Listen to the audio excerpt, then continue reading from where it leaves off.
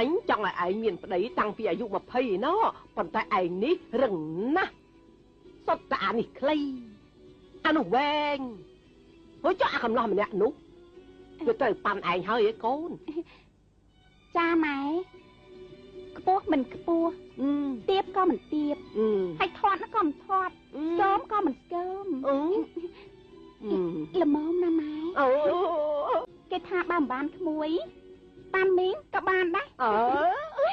អាចបានពូជនឹងអូហើយចុះបើមិនបានឯងប្រុសនោះវាមិនតាមមកយកអញទៅហើយទេព្រោះវាពូជជាមួយគ្នាទេម៉ែអស់ហាងឆេងត្រឹមខ្ញុំហើយគ្មានអ្នកណាក៏យកម៉ែទៅហាត់ទឹកមាត់ស្លានោះទេចោះរឿងហ្នឹងម៉ែគិតយ៉ាងម៉េចដែរមានគិតយ៉ាងម៉េចឲ្យតែគេចូលចេះតែទទួលទៅហើយចុះគេអាយុប្រហែលទៅហើយចាអាយុ21ឆ្នាំណាម៉ែពុទ្ធោអាយុ21ឆ្នាំឯងនេះអាយុ40ឆ្នាំទៅហើយ